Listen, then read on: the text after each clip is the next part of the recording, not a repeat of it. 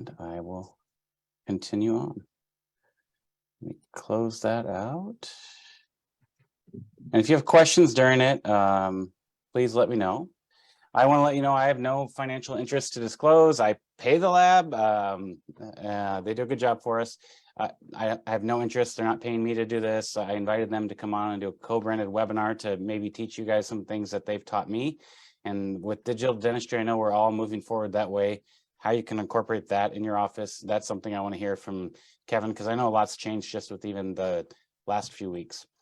Basic review of the types of appliances that we're familiar with in pediatric dentistry. We all are familiar with the band and loop, reverse band and loop, distal shoe, Nance, TPA, and lower lingual holding arch. There's different varieties of all these, and they can be useful in different situations. And I want to start off by reviewing the band and loop. This is a simple unilateral space maintainer. Typically, we use this in the primary dentition before eruption of permanent teeth, and then we can transition in some cases in certain arches to bilateral, and some arches we can remove it and continue on with no space maintenance based on the amount of space loss and the orthodontist needs and the leeway space and all that plays into it. This is one of my least favorite appliances ever, the distal shoe. I took one of these off on an uncooperative kid this week, and it's just it can be a nightmare. So these can work. I'll show you some cases today where they have worked really well. But for me, if the kid's under anesthesia and they're there for cooperation and behavior, I don't really like to mess with this because it becomes a nightmare for me to deal with down the road when I have to remove it and they're older and we need to transition to a lower lingual holding arch. So I prefer to do a pulpectomy in those cases, get by. If it doesn't work out, hopefully we can get it by until it lasts until they get the 6th molar in. But we've had good success with that. Unless there's a resorption, we know if there's a more than a millimeter resorption on the root, that we're going to have to go ahead and potentially remove the tooth. Nance, this appliance is what I typically use in the maxilla for a bilateral space maintainer.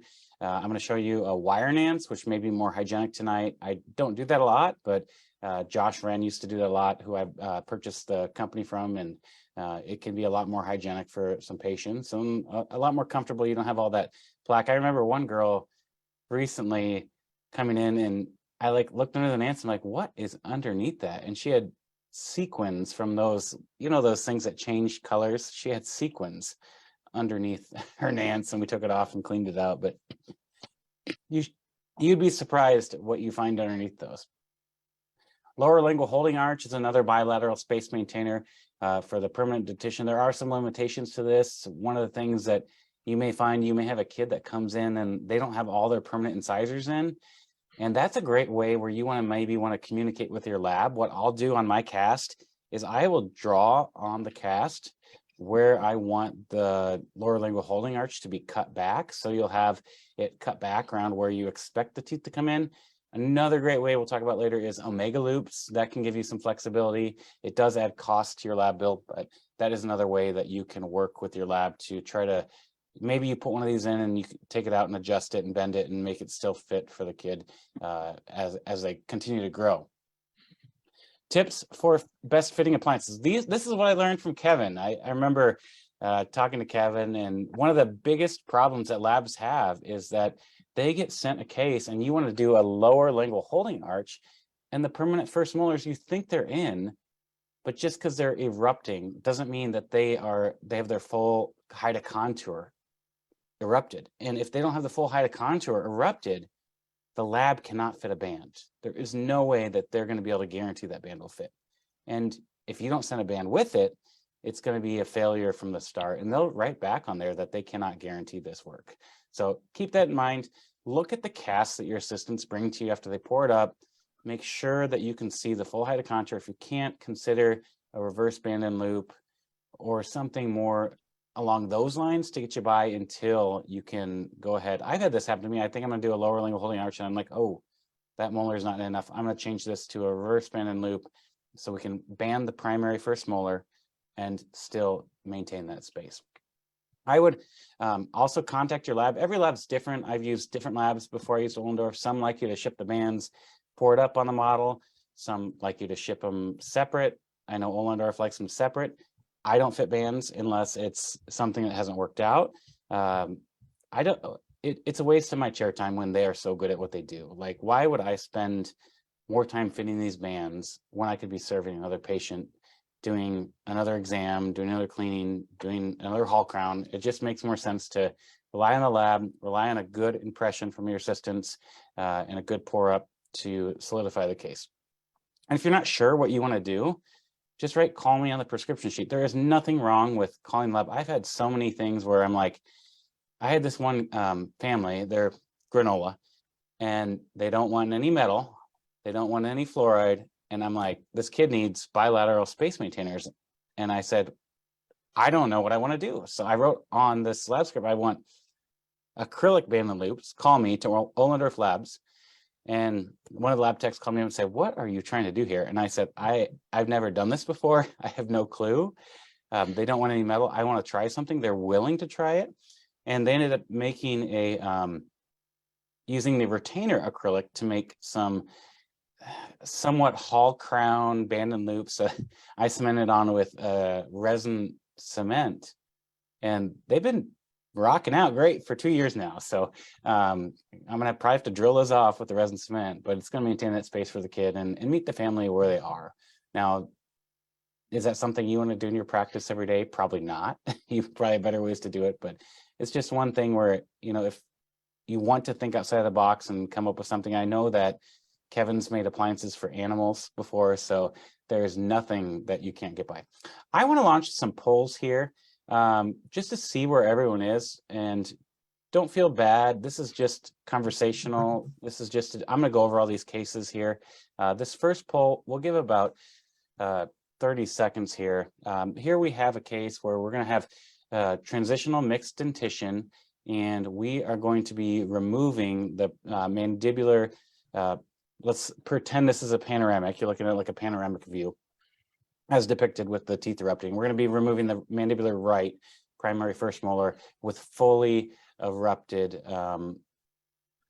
permanent molars. So lots of options. I think there's a lot of great answers here. I didn't include one more that I should have included that on all of them, but one would be no spacer too. So let's say they have crowding in this case, and you're thinking about things.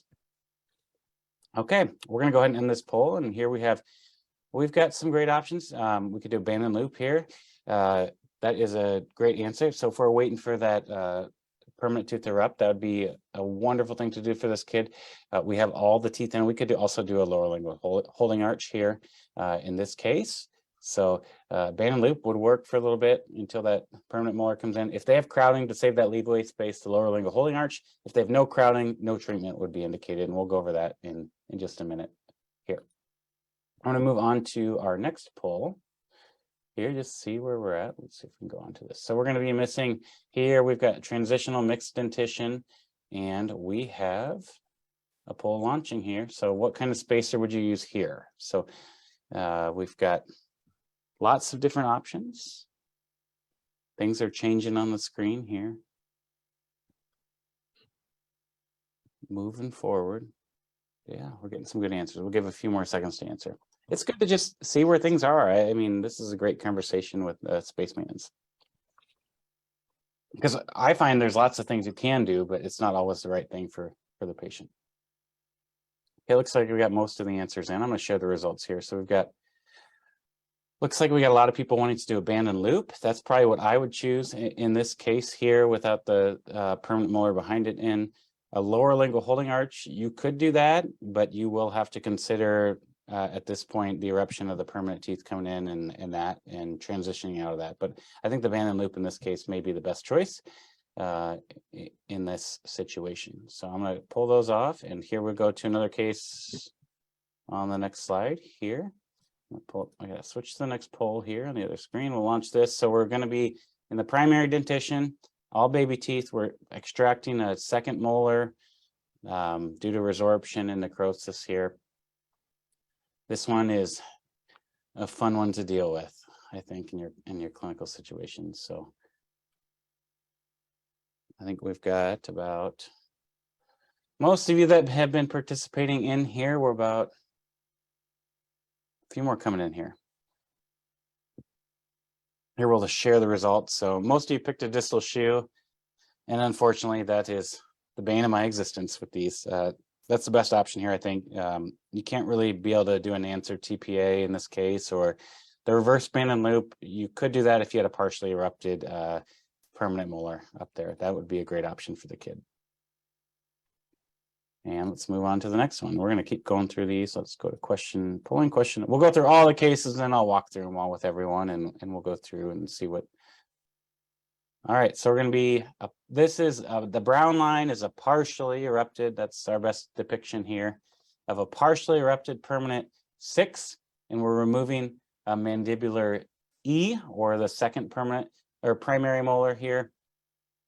And this may be what Kevin likes to talk about, how his lab struggles so much with dealing with these, and you think that molar's in, and you want to so bad do the bilateral one, but it doesn't always work out. So we'll end the poll here and share these because I want to keep moving and give Kevin enough time. Here we go again. Most of you selected the reverse band and loop, and band and loop is incorporated in that as well. So we'll move on. We got, I think, 2 more. And then we'll move into all these cases and discuss them together. So here we've got a missing primary first molar, and we're extracting a primary second molar, and we've got a mixed dentition with fully erupted 6-year molars.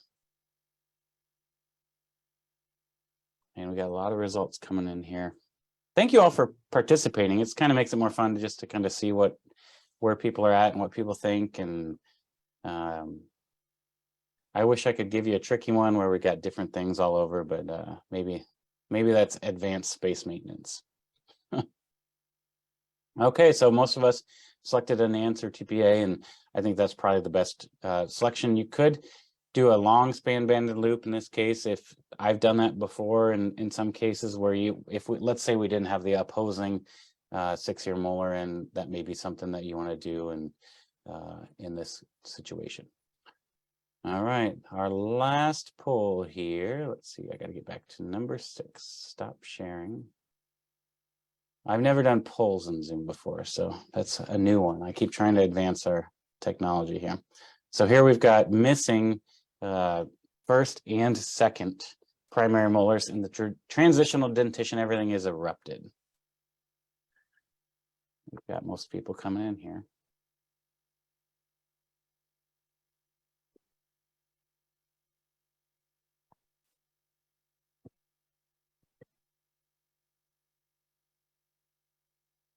Let's see. All right, I think most people that are going to vote have voted. And then here are results. So in this case, I think probably most appropriate would be a lower lingual holding arch with or without omega loops, depending on how you feel about it. So we will close our polling. So let's see if I can move in here. So when a D is missing, so D is in the orthodontic literature, the primary first molar, it's B, I, S, and L. There's kind of 2 possible scenarios in this case. So you could have a 6-year molar that's fully erupted or one that is not fully erupted. Here you can see this is a case. This is what it would look like. I'm going to type it on. So here we have a primary first molar, tooth number S here, and we have some resorption from pulpal necrosis, and we're going to extract this tooth due to the rarefying osteitis, and we want to know if we need a space maintainer. So in this case, so there's a landmark study that shows that if you have 2 teeth posterior to the primary tooth that is missing in full occlusion, that means fully erupted in occlusion, which may not happen for quite a while if they're younger, unless you want to preserve the leeway space, which is the difference between the arch length of the primary molars and the premolars, the permanent premolars, you do not need to place a space maintainer. You will lose space. In the maxilla, you'll lose 0.9 millimeters. In the mandible, you'll lose 1.2 millimeters on average. Now, I don't want to blanket everyone and say that's like everyone, because I've seen some kids that have leeway space of like 3-4 millimeters. But you cannot fit a tooth in 0.9 millimeters. Like, that's not going to be the difference between the kidney and ortho or not. So keep that in mind. If they have mild crowding, you may want to place a lower lingual holding arch. that could save the leeway space and give the orthodontist a little more room. They don't have to do IPR. That's a benefit to the kid, right? So just take it with a grain of salt. But if they're a kid that's like a slam dunk case and everything's straight in the anterior, I would not waste the money and your headache on a space maintainer in this kid. So keep that in mind. It's not everybody fits this bill, but I would lean more towards not placing one than placing one in those kids with no crowding. Now, by all means, if they have a lot of crowding, we're saving everything we can for that orthodontist. Here's another one where we have a tooth where we've extracted here, tooth number L. This would be the situation on the typodont. We don't have an erupted permanent molar. This is going to be a case where you're going to want to do a band and loop in this case. And that should be pretty straightforward for you, getting the impression and taking care of that with your lab. Here, this case, went ahead and placed a band and loop. You can notice the super eruption because we don't have anything imposing, and a nice outcome for this kid. We got things into occlusion posterior, and we got tooth erupting. Now we can go ahead and remove this. It's an appropriate time to do so. There's two methods for a band and loop. Number one is a lab fabricated one. This is probably about 99% of my cases. And number two is a prefabricated band and loop. I hate doing these. My chair time is best spent on doing the work with the kids, doing the restorative dentistry, doing the hall crowns, doing the treatment that we need to do. And if there's anything that can be done out of the mouth, I like to do that. You may want to consider this in a case where you're doing a reverse band and loop, because I do see some space loss in those cases. And it's harder for the lab with that, even if at a 2-week window, you're going to lose a little bit of space and you have to do some adjustment. So prefabricated kit, you can get them through Space Maintainers Labs, you can get them through New Smile now. They're a great kit to have on hand. I have these on hand. Another situation where you may want to have these on hand is if you have a band and loop and the kid has come from a long ways and it doesn't fit from the lab, you may want to just make them on chair side so they don't have to come back for a 2-hour drive. We see a lot of Medicaid at my office, and some kids come from 2-3 hours one way. So keep that in mind for the family. If it doesn't work, it's not always worth the time and the energy to send that appliance back to the lab, and just make one yourself for them chair side. It may take you a little bit of time. There's narrow and wide, and I'd highly consider those for the distal shoe. So you're going to go ahead and give your nitrous oxide and oxygen if you're using that local anesthetic. You'll extract the tooth, fit the appropriate band. Just make sure that you're drawing the right large or small, because if you go back to the kit, you're going to have different sizes and stacked in there. And then go ahead and fit the appropriate. You're going to have to trim the female end because they're always too long, which I hate. And then you're also going to have to trim the male end, adjust it, and then you'll want to go ahead and crimp it down. So you want to go ahead and cut that down with a wire cutter, try it in, and then I always like to ligate this with floss. And if I can, I'll crimp one end, usually on the buccal, in the mouth if I can get to it, and keep that so it doesn't move, and then take that whole thing out and then crimp it. These are not my favorite things to do. I think there's been some issues with them with the soldering joints and things in the past, and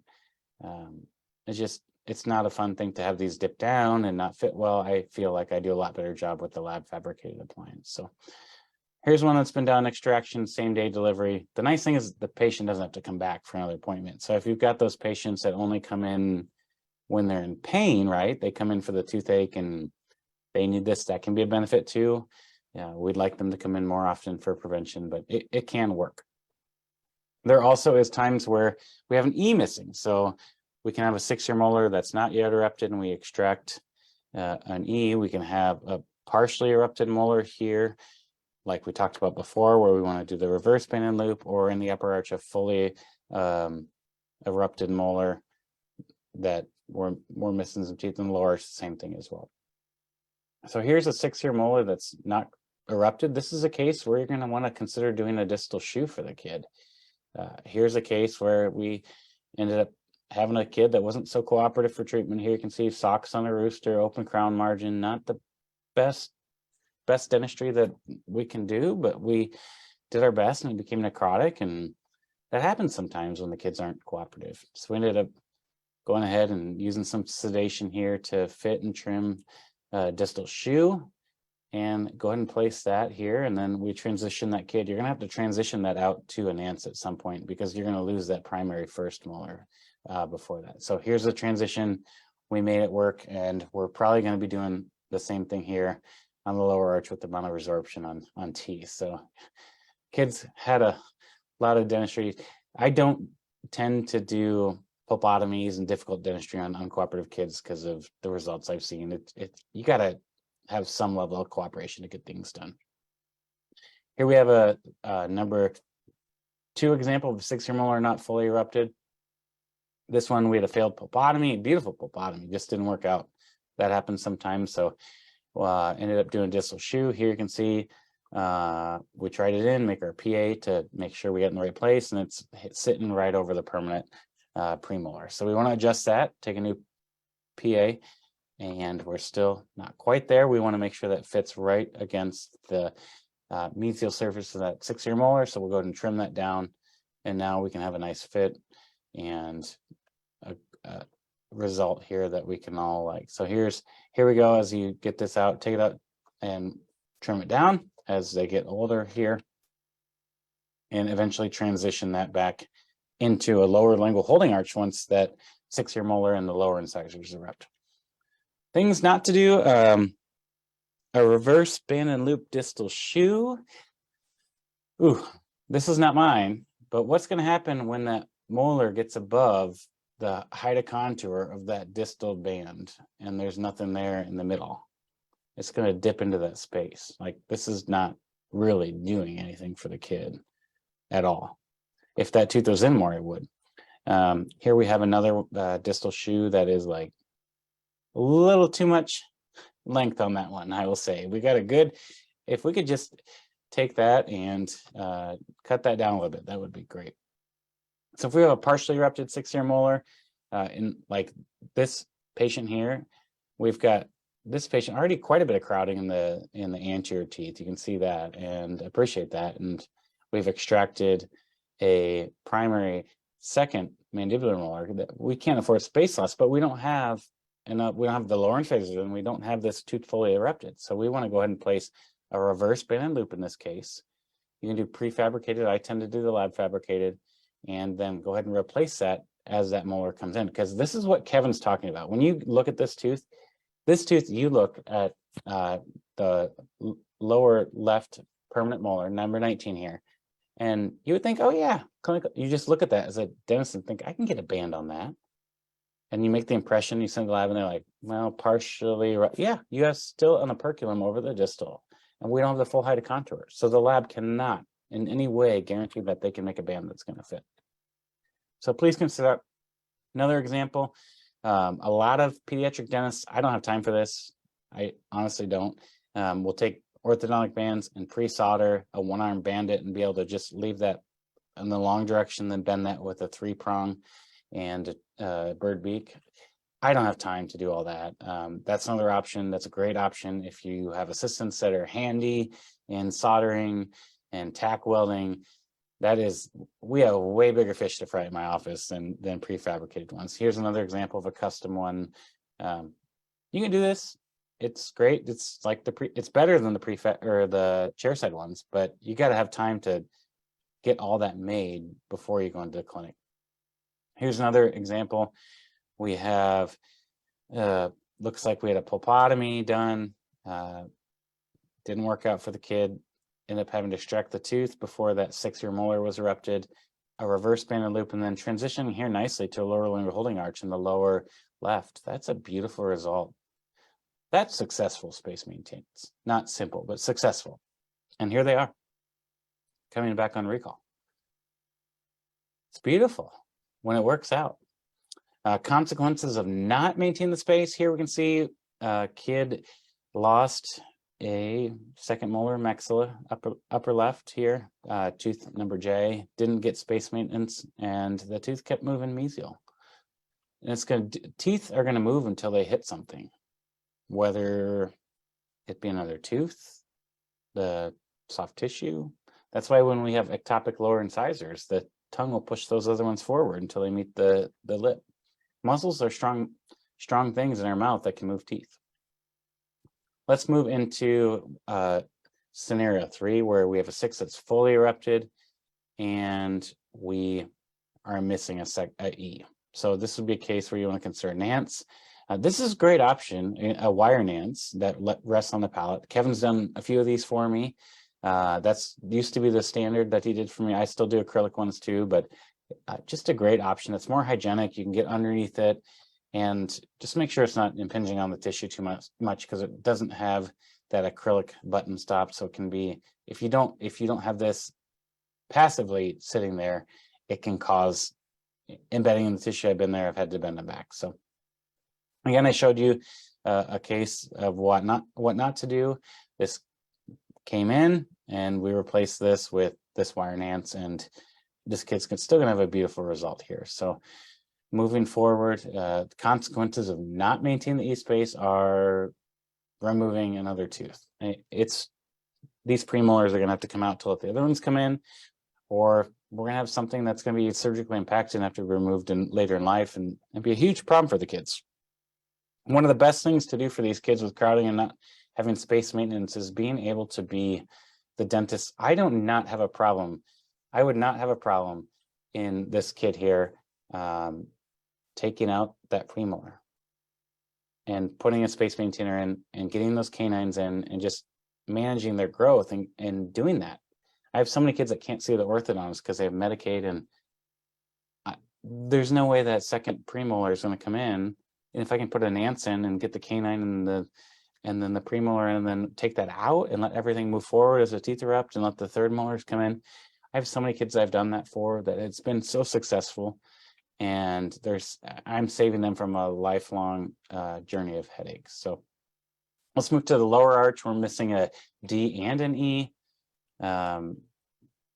We want to go ahead and use a lower lingual holding arch in these cases. And this is something you want to check on when your patients come back for recalls. I always pull on their space maintainers bilaterally because they can get loose. They're cemented with glass ionomer. I always tell our patients that they go, "Oh, is that going to stay in forever?" And I said, "No, I'm cementing this in with a temporary cement. If I left it, there's no cement we have in dentistry that's permanent. And you need to avoid chewy, sticky, crunchy foods. And you want to check on them because they can get loose on one side or both sides, and they can get down and they can cause some gingival irritation. And here's one case where we had a high-risk kid that got loose and it got sunk down, and I hate to see this. It's like, that's got to be so painful for the kid to have metal being shoved down with their gums loose and irritation. So just make sure you're checking these. If they're loose, remove them, re-cement them at that visit. It can do a great service when they do work out well. Here's another one here where they did that band and loop. I don't like to band permanent first molars if I don't have to, but we have a exfoliating primary tooth. This is why you need to use a lower lingual holding arch, and here's the result. We ended up having a premolar that's slightly blocked out. So we're gonna have to move forward with some IPR and some other things in that case. Another consequence here, ended up extracting A and B in this case due to deep decay.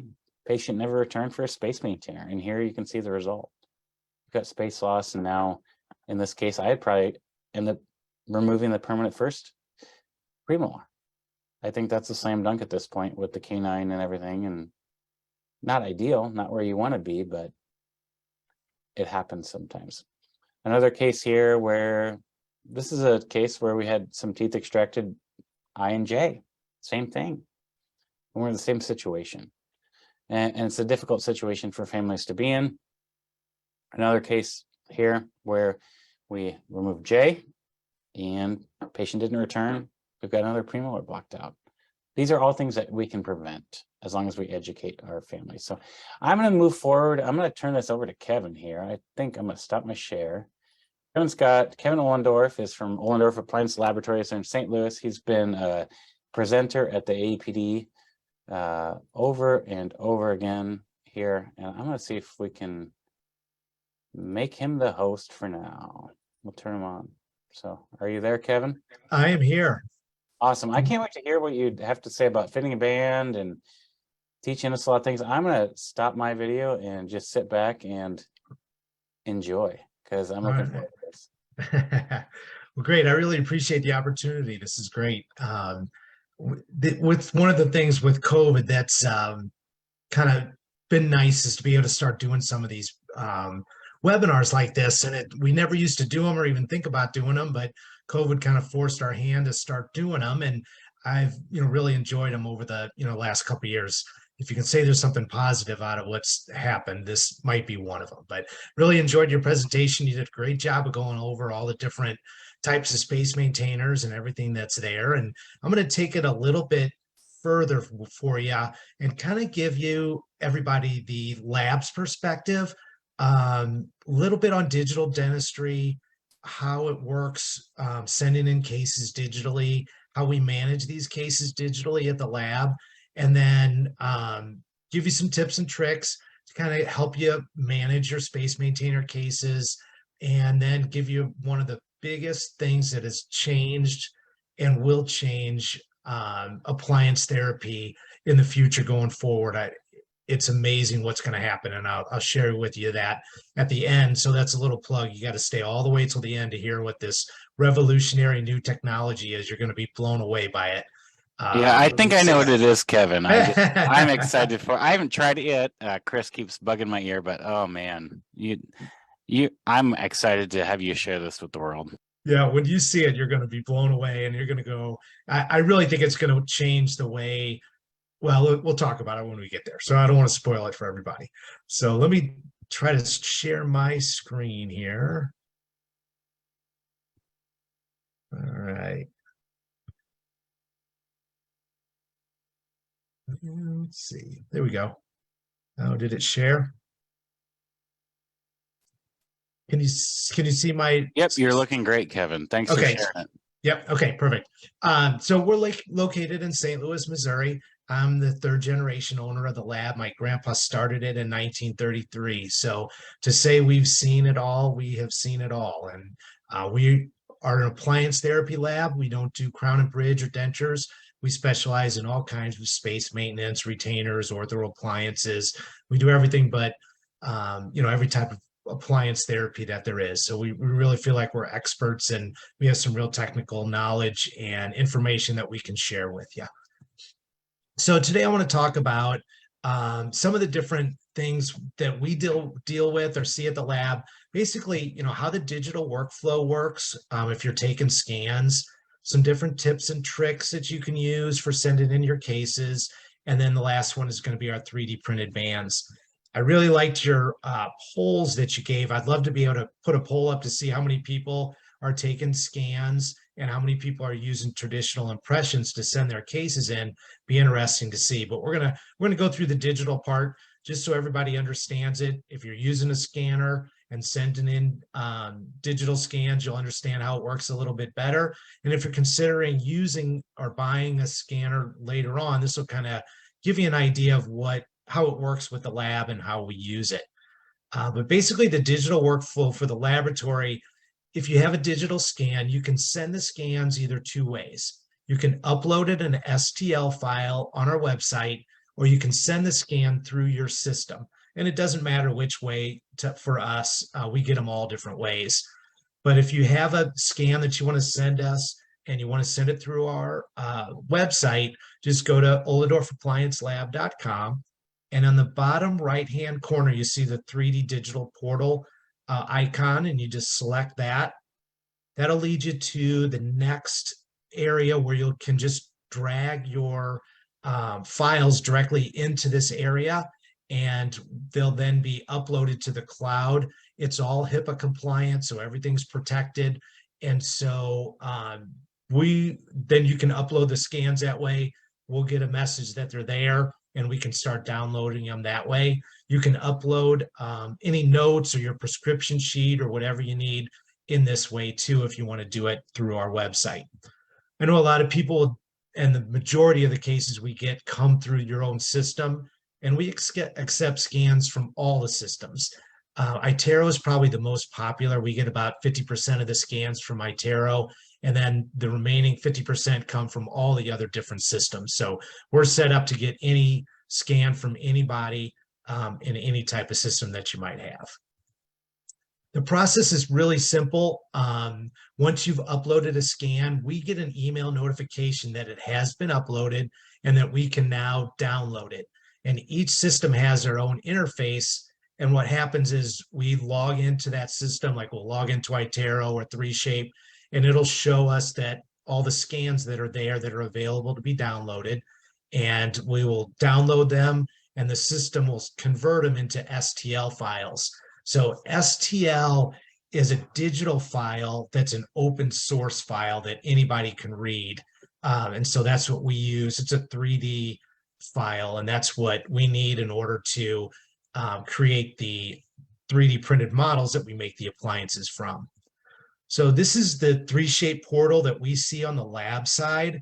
And basically when we go into it, we'll see this dashboard, and it'll show us, patients' names, what the name of the office or the doctor that it's coming from, the date that it was uploaded, and give us the ability to download a prescription sheet that's been uploaded to it as well.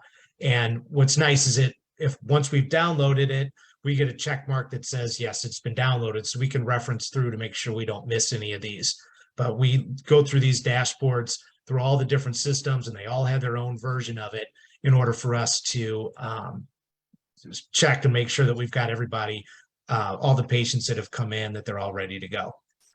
And what the scans that we get that have been downloaded are pretty rough. So they're pretty raw, and we can't use this exact scan and take it and send it to our 3D printers. We've got to actually come in and edit these scans. And so we'll need to go in and we run it through a software program and close up the occlude or the base of the model. We get rid of any extra artifacts or anything that don't have anything to do with the dentition or the tissue, and get it all cleaned up so that it can be 3D printed. So, once we download that file, our digital department picks up that scan, we edit it for printing, and then we send it to the 3D printers. We 3D print the model, and then once that model is created, then it goes into our lab workflow for the appliance fabrication. So there's a lot of steps to it. I wish it was just a matter of downloading the file and sending it right to the printers and off we go. But there's a lot of editing and work that's involved on our end in order to get them ready to be printed so that we can then make the best fitting appliances for you. We've got a couple different printers that we're using now. Over the years, we've used a bunch of different types, but right now we're using two main printers. This Stratasys J5 is a new printer, and we use it mainly for our removable appliances because it has a film on it that allows us to pour acrylic on the model without having to use any separator. And if you've ever worked with 3D printed models before, the acrylic, when you pour it onto it, almost adheres to it like it's the exact same material. I mean, it's impossible to get it off. And we used to have to put on like 3 different layers of separator just to get the acrylic to come off these models. So using this printer has really saved a ton of time and effort for us. And we use it specifically just whenever we're using acrylic. So like for a Nance button, we would print this, the model out using this printer so that the acrylic Nance won't stick to it when we make it. But this is the main printer that we use now. We used to have a whole stable of printers that were constantly running. And the main thing that I always wanted, and reason we had to buy so many different printers, was they weren't automated. So what we would do is take like 3 or 4, or I'm sorry, maybe like 10 models, and we upload them onto the printer and then print those models on the platform. And when that print cycle was done, the technician would take the platform off, remove the models, put the platform back on, and then reload 10 more models onto it. And you just constantly had to sit there and do it by hand. This Hagear's printer is completely automated, and we've had it for about a year, and it's been a game changer. So it works the same way as the other printers, but the big advantage is that once the print cycle's finished, the platform raises up out of the pool of resin and moves across a blade that scrapes the models off the platform. Those models fall into a bin, and then the platform comes back over, goes back into the resin tank, and we print another series of models. And we can load this printer up with hundreds of files so it can just continually print all the time. And it does. It's printing right now as we speak at the lab, which is great. So in the morning when the technicians get there, they'll have a basket full of models. They'll be ready to take them out, process them, get them ready, and we can kind of keep them moving that way. So it really has helped speed up our digital department and allow us to get these models moving through the lab quicker. And so we can get making the appliances as fast as possible. So it's one of the few automated 3D printers, and it really is awesome. One of the questions we get at the lab a lot is, especially from dentists who are getting ready to start to buy a digital scanner, is, what's the best one to get? What do we recommend? And for us, they pretty much are all the same. The accuracy of these scanners is incredible. And there really isn't one that we would say, oh yeah, this one is better than the other one. They all work really well. But on your end, some of the things you want to watch out for is you want to make sure that the size of the wand that you use to scan the arch is as small as possible, especially if you're using these on these smaller pediatric patients, because it just makes it easier for be able to take those scans and you're not filling them up with filling their mouth up with the camera.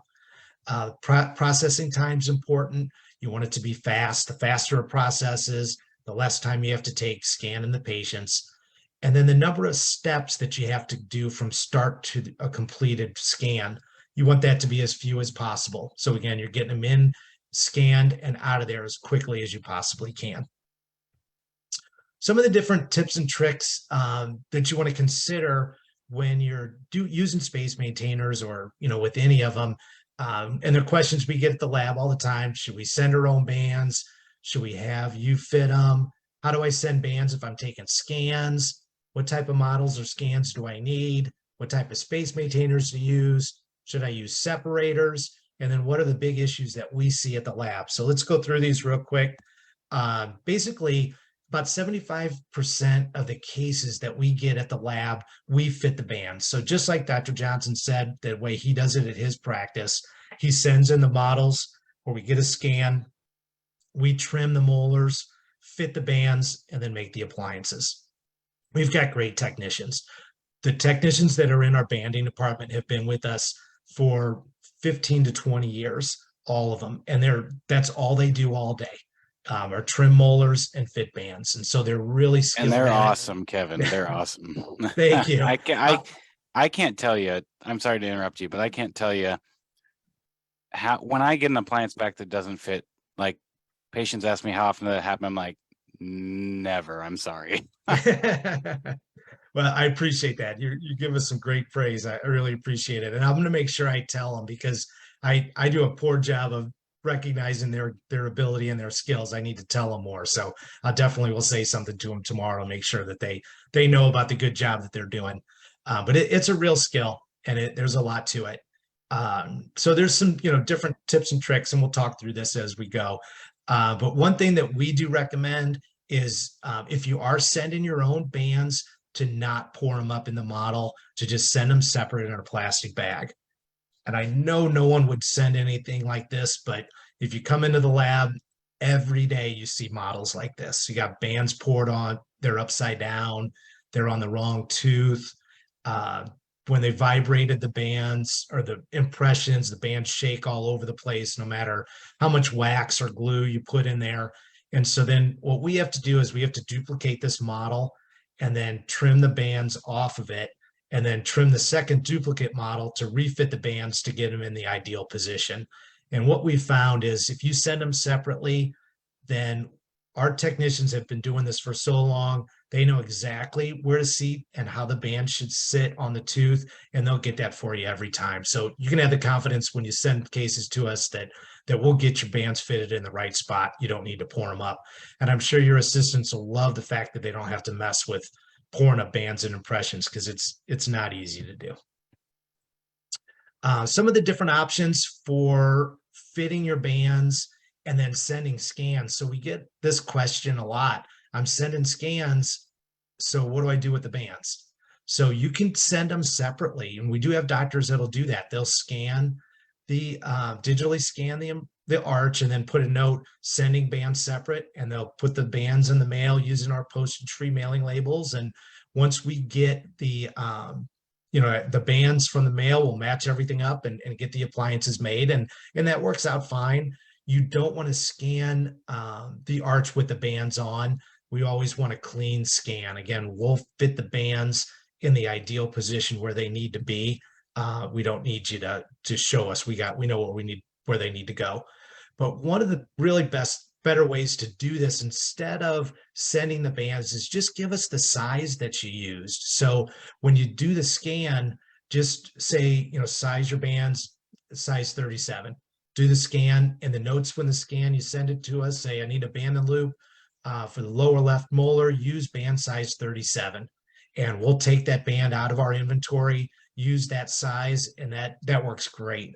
It saves a lot of issues, and we can really get them fitted perfectly for you that way.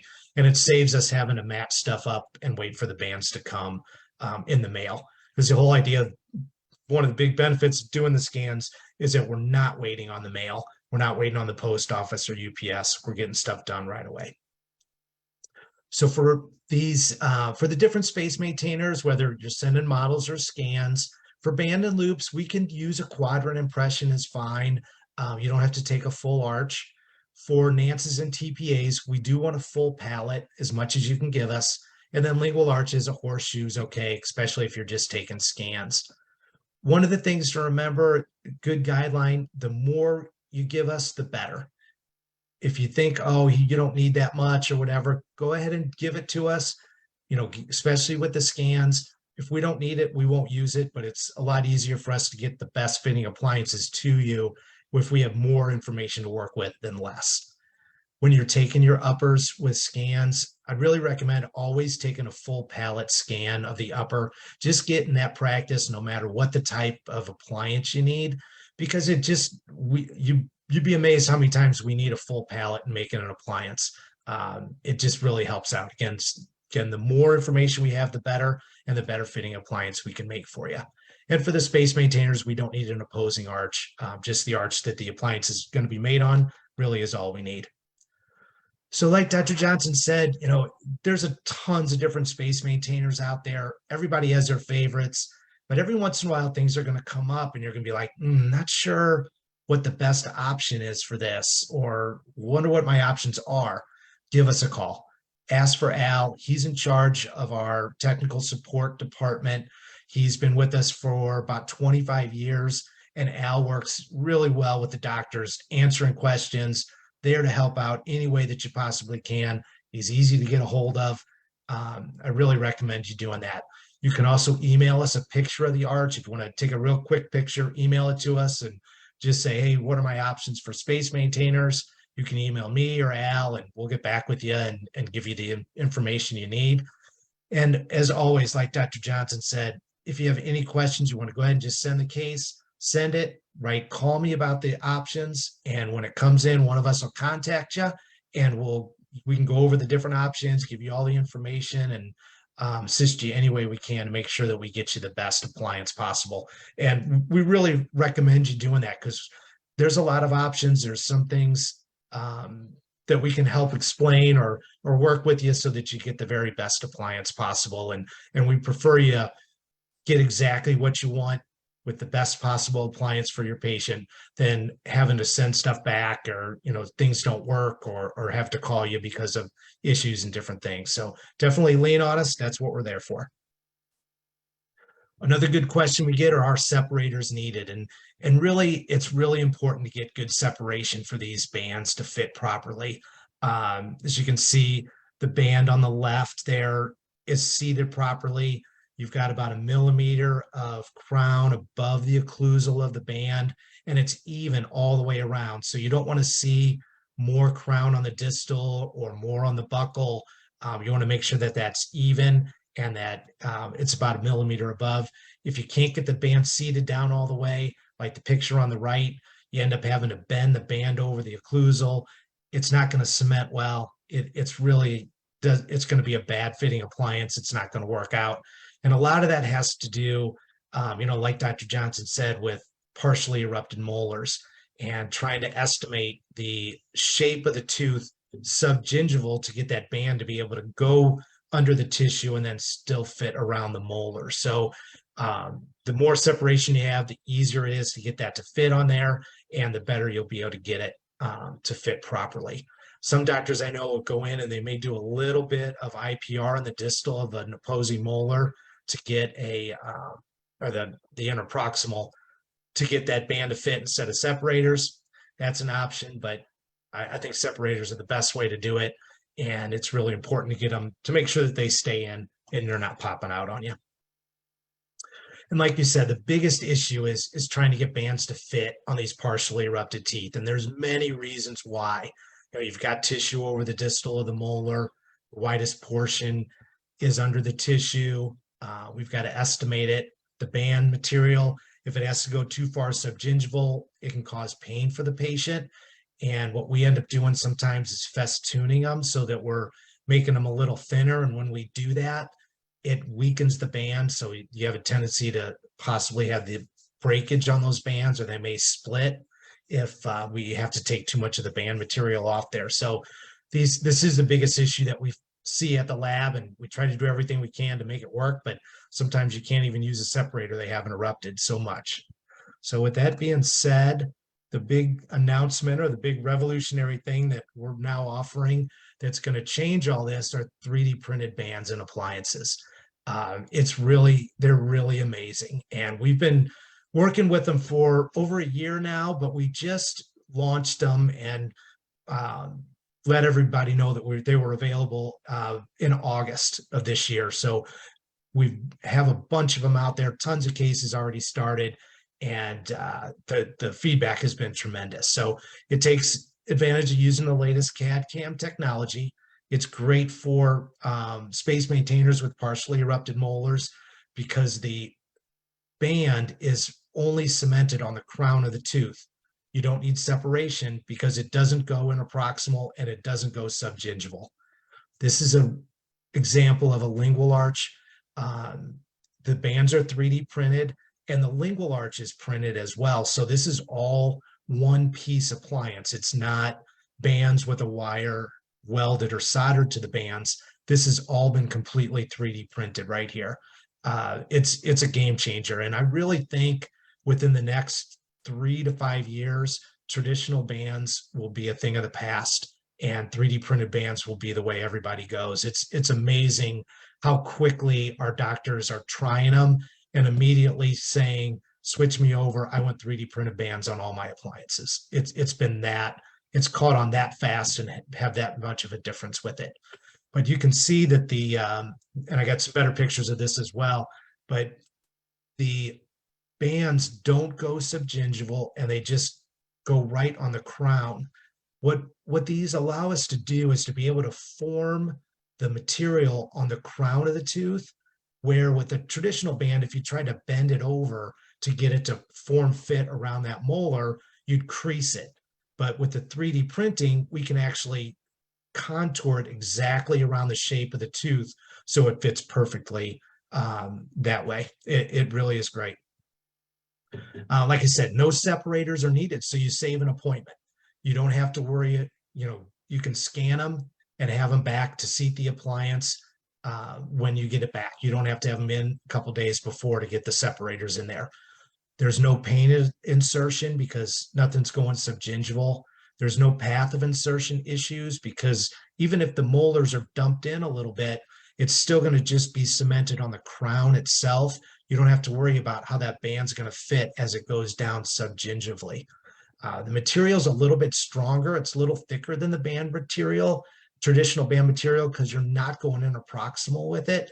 So there's less breakage. Like I said, it's ideal for these partially erupted molars. The bonding instructions are pretty simple, and we'll send these and I can email these instructions to you. We've got them in a lot more detail. If you want us to, just let us know, email me and let me know and I can get this instructions to you. But it's pretty simple. You're just going to etch the buccal and the lingual, but not necessarily the occlusal. And then you're going to put primer on the buccal cusp tips only, not on the occlusal or on the lingual. And then you just put on you seat the appliance with the material, remove any flash, and then finish with the curing it like you normally would. Pretty simple. There's no really that many extra steps that need to be done with it. And it works great. They stay in great. They do a really nice job. Here's a really great example of it. So if you look at the model on the left, you can see those molars have partially erupted. The height of contour is definitely below the tissue, and trying to get a band to fit wouldn't work. If you look on the right side there, you've got all those decay and those deciduous molars. Those are going to be lost soon. So it's going to be, you can't do a band and loop. You really need a lingual arch for this case because of the amount of decay that's there and the teeth that are going to be lost. And so this is what the 3D printed band, how it fits on these partially erupted molars. And again, this is all one piece. There's no breakage from the wire, the solder, or weld joint. It's all 3D printed completely as one. This is the side version. You can see on the left, typical partially erupted first molar in these young patients. That'd be a nightmare to try to get a band to fit on there, and a band and loop isn't really an option for it because of the way the long span that you've got. And so the 3D printed bands, they just fit and cement right on the crown of the tooth and hold in that way. They really are great, great new thing.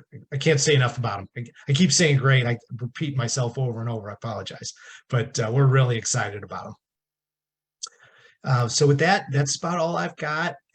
I know there's some spots for questions if people want to ask those. I really appreciate the opportunity to speak to you tonight. It's really a great opportunity, and I look forward to doing more of these for sure.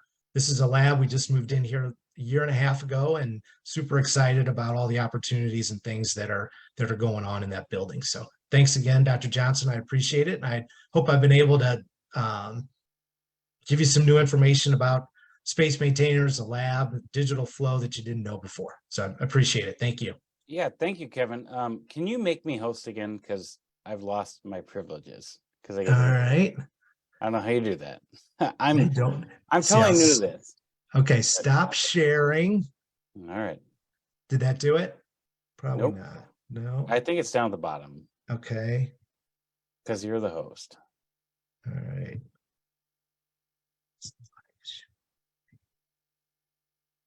Reclaim host. Will it let you now? Reclaim host. Nope. It says you're the host now. All right. Okay. Well, Kevin, that was awesome. Let me get my video back on. I can't believe, so Chris has been telling me about this 3D printing, and I'm like, do I believe it? Do I not? So I started 3D printing about probably a year and a half ago, and I'm doing crowns, composite crowns. And sure. Mm-hmm. I think, Kevin, this is going to be the next biggest thing in dentistry. I agree. I totally agree. I just saw a post I'm in a 3D printing group on dentistry, and I just saw a post. There's a new 3D printed ceramic that's coming out. Oh, really? Wow. And it's not as strong as a milled ceramic, but for primary teeth, if you want to 3D print all your crowns in white,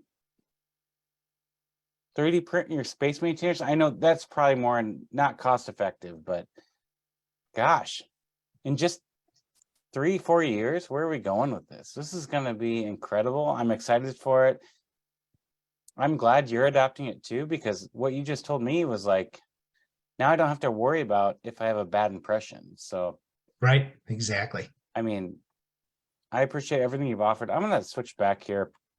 We do have a few questions coming in here, so I'm going to share this. One thing I should kind of clear up, they're not really 3D printed, they're laser centered. So what it is it's a powder and a laser forms it. So it's not really a 3D printing process, it's laser sintered.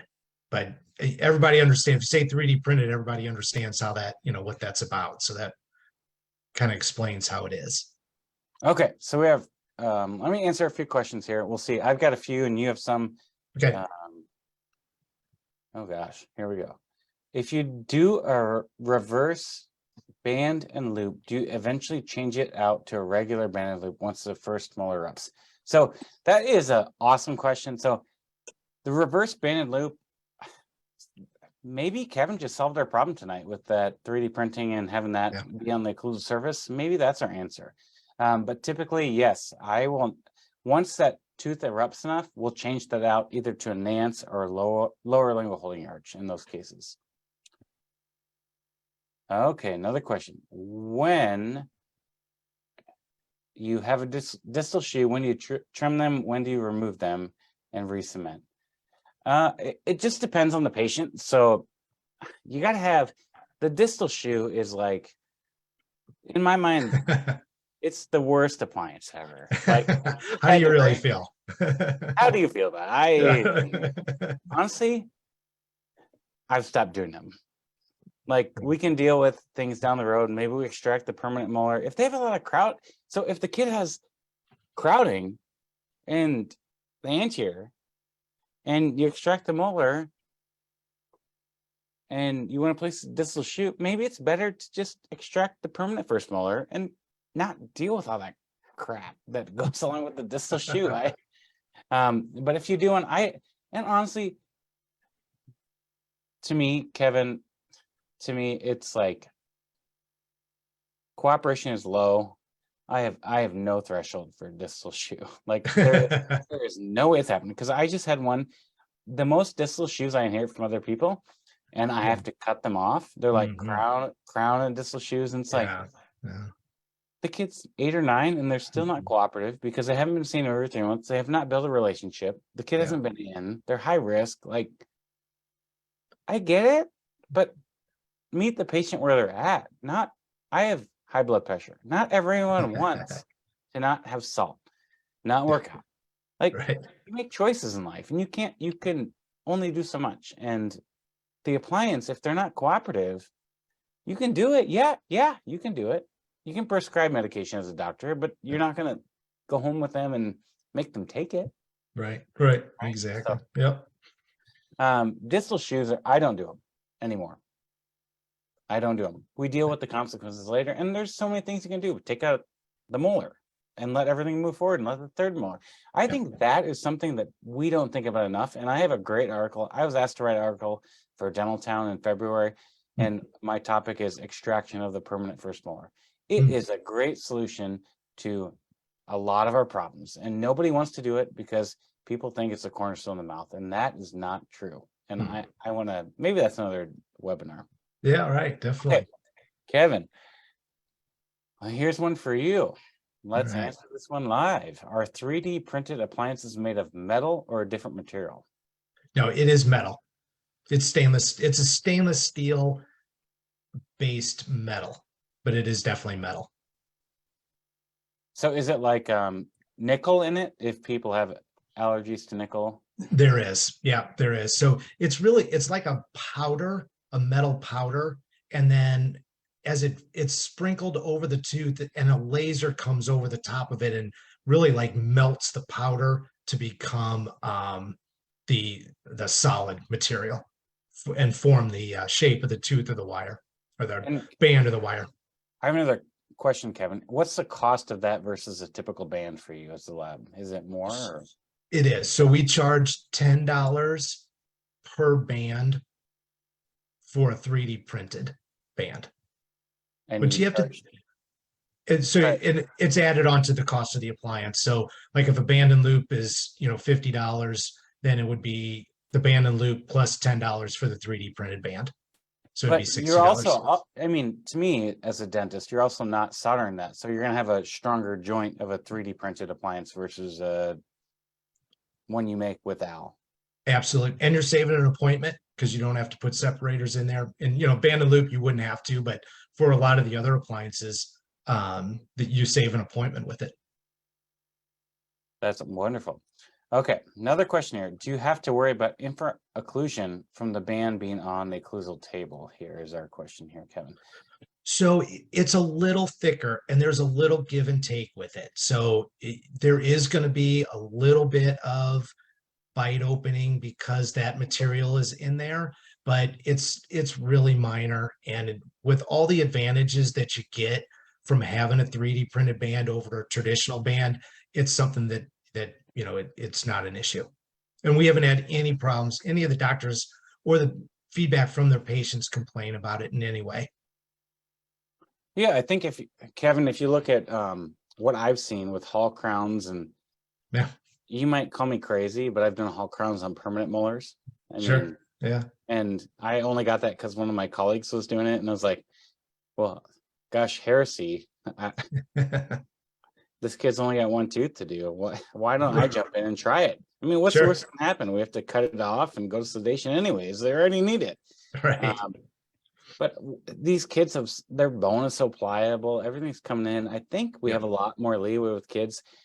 I can tell you, I have not had an ORA case that has come back and they're like, I can't chew. Like, Right. and you think I can check their occlusion in the OR? No. Mhm. So that's, I think what kids are just generous to us. Another question here. If the bands aren't setting on the crown of the tooth, does this interfere with occlusion? Yes. Yeah, it would. And it's also a temporary thing. It's not like it's, in there permanently forever. With some of the different ortho appliances and things, they're in there for 6-10 months. These space maintainers, maybe a couple of years at the most, and then they're out because the teeth have moved to the next phase. So it's not permanent. And like we haven't had any issues, like I said. Yeah, and Kevin, well, with this question, what I will say is that, like, what if I see this come in and I have something that's not seating, and it's like maybe like 0.5 millimeter down, I'll just take that band contour plier and just, like you said, not a good fitting band like you showed in that picture, I'll just push that in as best as I can. Sure. And try to reduce it. And that's worked well for me. Yeah, and you get away with it, little amounts. It's when you get to 2-3 millimeters of that you're bending over the top, that's where you get into issues. But those small, it's not a problem. All right, so our next question here is, what is the best cement to use for a band and loop with the space maintainers? I would say, Kevin, okay, so you can use any glass ionomer cement, any RMGI, they're all going to work well. I would say if they're cooperative, go ahead and use an RMGI and just dry everything off the best you can and cement it. If you have someone that's not cooperative, I would highly, highly consider a high viscosity glass ionomer cement. I will use actually my glass ionomer restorative to cement them if they're not cooperative. Yeah. And you may sound like, why are you using a glass ionomer restorative cement? It's all the same chemistry. It's just how much powder and liquid they put in it. Right. And when you have a higher viscosity, so more powder than liquid, it pushes out all that crap. And honestly, it's more expensive, but it doesn't come off in the long run if you can't get good isolation. So I would just suggest, they're all great. It's like, I don't know, I get this question all, what's the best glass ionomer? It's like Coke and Pepsi now, right? Like, it's not, I mean, it's not like, to me, it's not like asking, where do you send your lab work for your space maintainers? You wouldn't send that to a lab that only does removable, right? Or you wouldn't send only a lab that does crown work. I'd send it to a lab that does orthodontic work.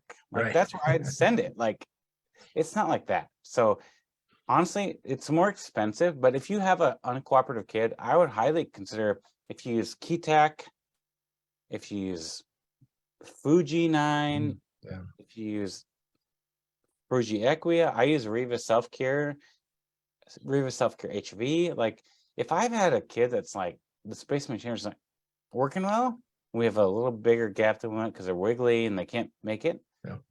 Yeah, I'll cement that with my restorative, with my self-care. Not a big deal. Sure. Okay, I think we answered this one earlier. What is a 3D printed band and loop? Stainless steel, powder, and do you want to answer that more, Kevin? Here, I'm interested. It's just I'm not. I can get you the information of exactly what the powder is in it, but there is a little bit of nickel in it. It's basically a stainless steel type powder. That I'd have to get all the information. We have the MSD sheets on it, that type of thing, for people that if they want to know the exact compounds of everything. Yeah. So if you want that, contact me and I'll get you in contact with Kevin. Yeah, we'll get you that. He's not trying to nickel and dime you, I promise. Yeah. No, not at all. Okay. Can printed bands be used for expanders? Oh, I think absolutely, but Kevin, go ahead and take that. Yep. Any appliance that uses a traditional band can have a 3D printed band. So Any appliance? absolutely any appliance. A distal Expanders, shoe? distal shoe. Yeah. Gosh. Definitely. What about a groper? Yeah, absolutely. So how would that work? Because I've heard a lot of complaints about those. Well, we're working with a couple different things with the groper. So now what we would do is we would do the 3D printed band with the lingual arch, and then we would weld the groper pads onto the lingual arch and then adhere the teeth to the pads. But what I'm working on trying to do is make that all one piece, because we have the ability to create basically any shape or size. We can actually 3D print the groper pad as part of the lingual arch wire itself, so that that's all one piece, and then attach the tooth to the pad itself that way. So we're working on that. I haven't got that completely figured out yet, but we're in process of that. Okay, another question here. Is a 3D printed space maintainer a lot more expensive than a traditional? Do we charge patients differently? Well, for us, we're going to charge $10 more for the 3D printed band. So that, that would be up to you as far as how you charge within your office.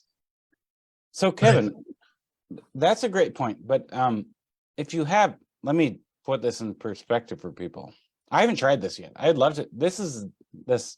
I've heard about this 4 or 5 times from Chris. He's like, "Hey, we can do this 3D printed thing. Let's do it." Hey, I'm like, I know Simon Sinek kind of talks about like the early adopters, the middle adopters, and late adopters. Like and with Apple, you have that curve and everything. And I'm not the early adopter. I'm kind of in the middle. But sure, Chris has been like, "Hey, you got to try this out. Try this out. Yeah. Let me get you on this plan. Get you going." But if you have a band that fits better than anything else, and you don't have to rely on a debond, because we have kids that eat that. We just had a few space maintainers today. It's like the first question I ask is, "How did it come off? Were you eating Laffy Taffy something?" And they're like, "Yeah." It's like, okay, so insurance isn't going to cover that because I just put this in a month ago.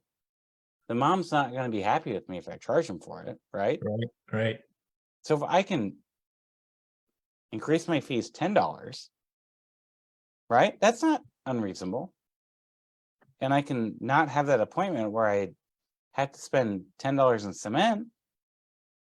Why would I not pay $10 more for the band, 3D printed, and not have it break, and not have an emergency call, say 1/2's off, 1/2's on, and now we're like, "Can I come in?" And like, I want to enjoy my weekend, right? Right, absolutely. One of the other things, this material is thicker than a traditional band, so a lot of times when those band and loops come off, the band gets all bent up and you have to have a new one made anyway. This won't happen with that. You cannot hardly bend these things at all. So if it would pull off or for some reason come debonded, you could just take it, clean it up, and re-cement it. So Kevin, that leads me to, this is my question personally. You offer appliance insurance. I've never done it, but what is that with your lab? So it's for removable appliances only. But if you get it like a Hawley retainer, if you have a Hawley retainer and you ask for appliance insurance, you pay a fee for the insurance. I think it's like $15. And then if that appliance needs to be remade for any reason, if it's lost, if you step on it and it breaks, we don't ask any questions about it at all. We remake it for you for $30. So for like Hawley's, it doesn't necessarily make sense, but for some of the bigger orthodontic appliances, sagittals and stuff that are $150, $175, it makes sense to do those. We remake them for you without no questions asked. So we had another great question. The 3D printed metal, why do we have to bond it versus just use a glass monomer? That's a great question. this is what we've seen and what our doctors have recommended doing. I'm not sure. So my other question, Kevin, is so I've been getting into 3D printing. I've seen a lot of, the thing I've seen the most is the bonding agent. It depends on your bonding agent. If it has MDP, because MDP increases bond strength to a ton of materials. Sure. Have you done any work with seeing what works with different bonding agents, you know? I have not. We have not had feedback on it. Normally, we don't talk a whole lot about, just like you said, what's the best cement to use. We don't get involved with it too much, but we were given these instructions from a couple different offices that have been using them. And so we've just been sending them out because we know that they work. But I'm sure other doctors are using other cements and other processes. We just know that this one works for sure. Okay, let's work on that. I think Yeah, we can definitely. Kevin, I think if there's any residents on the call, like this is like the future. If you want to be like the keynote in the APD, I mean, this sounds like it's a great research project that doesn't take very much time. Yep. And can be done easily. So definitely. Another question here. Do you have any 3D printed otherwise options for parents who don't want to do metal? So Kevin, this is the case I did with Al. Did he contact you about that or not? Oh yeah. Yeah, we talked about it. Definitely. I mean, so it's a holistic family. And let me tell you the story before they came in and they're medical providers in town. They don't want any metal and they don't want to do any fluoride. And I said, well, your kid has cavities. These teeth need to come out. And I said, well, ideally we would do a space maintainer. And the first question she had was like, is it metal? And I said, yes, it's metal. And I said, well, if you want to consider sedation, we can do zirconia crowns for the kid. We're not doing metal crowns. She goes, oh, that sounds good. And I'm like, thinking in my mind, zirconia is metal, right? Is zirconia metal, Kevin? Is zirconia? No. No, it is on the periodic table. It is? Yeah. Oh, it is. Oh, I'm sorry. Yeah. See, we're not Crown and Bridge, so I don't know all this. We don't deal with zirconia sorry. on the periodic table of elements is metal. And she goes, no metal, but zirconia is fine because it's holistic. And I thought, oh God. So we end up seeing these kids every 3 months. We're not doing fluoride with them. And I called Al and I said, Al, don't kill me on this one. I said, we've got this kid. He needs L and S extracted. He doesn't have permanent molars in. I don't care how big you make this, just make it so it works. Sure. And so he's like, well, I don't know what to do. He's like, calls me back and said, can I do a acrylic retainer? I said, if that will bond to the bonding agent I have and stick to the tooth, let's do it. So I sent it with an RMGI and one of them came off. And so the kid came back, I extracted L and S. And so I trimmed them down. And I thought Hall crowns with the occlusion, everything will work out. They look like these little pods, kind of like a teardrop that he made me. And they work great. So then I took a self-adhesive resin cement and cemented with those, and we haven't had one come off. So the distal's gonna have to be trimmed. It's gonna be okay. It's not like something that's gonna expand you can't do it full arch. You can do bilaterally or no, unilaterally, but not bilaterally. You wouldn't make it work. It wouldn't work. But I mean, it's going to be a service to the kid. And you know what? They don't have insurance. They're cash patients. I charge them my full fee and I told them it doesn't work. It's not my problem. Right? Sure. That's their choice. Right. So, exactly. Yeah, but why not do something to benefit the patient? Yep. And those are the kind of things we can work through with everybody. You have special cases like that, just like you said, send it in, give me a call. This is what I need. And we can talk you through it. Come up with solutions for you. We'd like to see the photo of that 3D printed band, Kevin. All right. I don't know if Kevin's gonna be able to share this, but I will say this webinar is going to be on demand here shortly. You'll be able to see it. So I'm gonna dismiss that question. I apologize. But we can do that.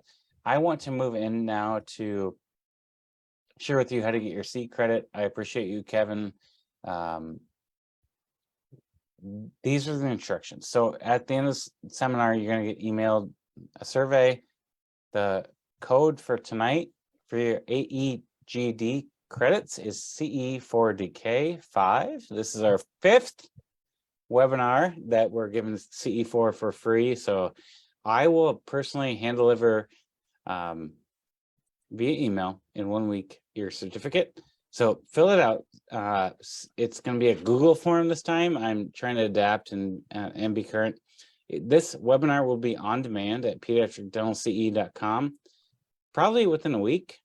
And we will put it on YouTube as soon as we can. And we have the survey here. If you don't want to wait around, go ahead and take this QR code with your phone, put it up there, scan that, get the survey. You'll get a link when the webinar ends. You will get a follow-up link. And I can't believe, Kevin, what you guys are doing at your lab. I think I need to come down to your lab. You should come on down. We'd love to show I mean, you around. we're only show you like stuff. 4 hours away, and Yeah. I want to just also say that I have no financial interest in Ollendorf Labs, but my story was I was walking on the APD. I think it was, where were we at? It was before Hawaii. It was, what meeting was it, Kevin, that we met? Was it Dallas? Does that sound right? No, I'm trying to think. So I just got a residency and I was walking on the floor and I was just walking around. I saw this guy here sitting here with all this stuff in front of him and all these molds, and he didn't come up to me. He didn't say, look at your badge and say, hey, Jared, how are you? And that gets me the most. I hate that. And I just looked at stuff and said, hey, what are you here for? Like, you got all this stuff out. Like, what are you doing? And Kevin said, well, we're an orthodontic lab. And I said, no, you're ortho. What do you do? He goes, I do space maintenance. And I got to talking to Kevin. And I said, well, how long have you been in business? And he told me about we had a conversation about his family. Right. And I thought, I'm using this lab out of Iowa, and when I get the stuff back, nothing fits. It doesn't fit. So I gave him a try, and God, the best fit I've ever had. Like, I have had so many great appliances made by this lab, and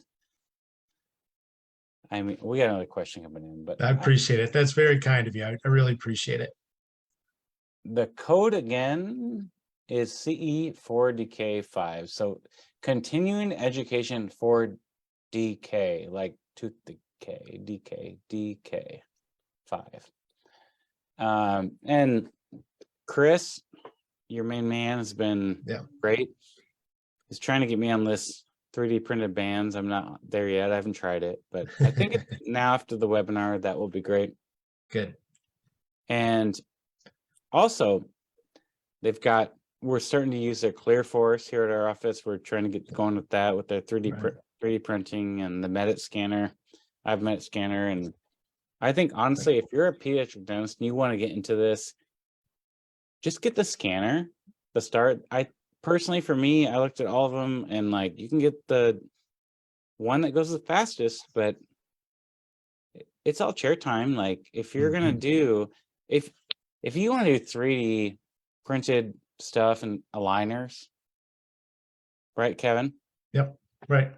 Like, if they can't sit for a scan, they're not going to wear the aligner. That's right. Exactly. Right. That's right. So why do you want the fastest scanner?